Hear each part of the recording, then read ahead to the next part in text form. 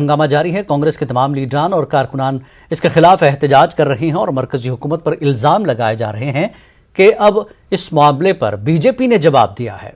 BJP ने कहा कि जिस पार्टी के 2 साबिक वज़ीर-ए-आज़म ने हुकूमत में रहते हुए खुद को भारत रत्न दिया था, वो आज हम पर इल्जाम लगा रही है। एक प्रेस कॉन्फ्रेंस में बीजेपी ने कहा कि कांग्रेस 70 सालों में मुसलसल बौनी हो गई है।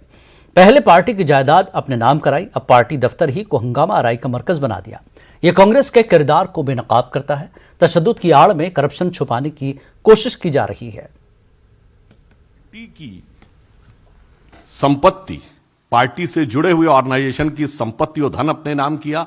अब पार्टी कार्यालय को ही किसी भी प्रकार की उपद्रवीय एक्टिविटियों या इस प्रकार के आंदोलन जिसके कि अंदर आज आगजनी की भी समाचार आए हैं, उसका केंद्र बनाया। यह अपने आप में कांग्रेस के वास्तविक चरित्र को उजागर करता है। और दूसरा, मैं यह प्रश्न करना चाहता हूं कि आज सवेरे या जब कांग्रेस ने प्रेस कॉन्फ्रेंस किया था तो दोनों मुख्यमंत्री उनके उपस्थित थे, उन्होंने अपने विचार अभिव्यक्त किए थे। आज तीसरा दिन है। हम यह पूछना चाहते हैं कि कांग्रेस शासित राज्यों के मुख्यमंत्री अपने राज्य सरकारों का कार्य छोड़कर विगत 3 दिनों से दिल्ली में क्या कर रहे हैं? क्या ये उन राज्य सरकारों में जिन्होंने कांग्रेस को लोकतांत्रिक तरीके से चुना था, उनके साथ एक छल या धोखा नहीं है? हमें इसका उत्तर चाहिए। और दूसरी बात, श्री राहुल गांधी जी आज न कांग्रेस के अध्यक्ष हैं न नेता प्रतिपक्ष हैं।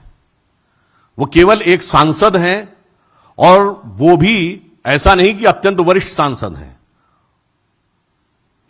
उनसे कहीं अधिक वरिष्ठ सांसद कांग्रेस में हैं। इसका अर्थ यह हो गया कि कांग्रेस में यह प्रमाणित करता है कि कांग्रेस में पद और कद दोनों का कोई महत्व नहीं है।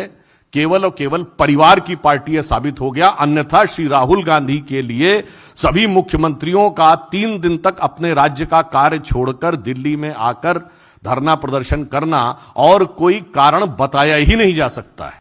सरकारी एजेंसियों को काम करने से रोकने के लिए दबाव बनाना और दबाव को झड़प और आगजनी की सीमा तक ले जाना, जो कुछ ये हुआ है, यह दर्शा रहा है कि अगर 3 दिन से यह जमावड़ा हुआ था तो उसका वास्तविक मंतव्य क्या था, वह क्रमशः उजागर होता चला।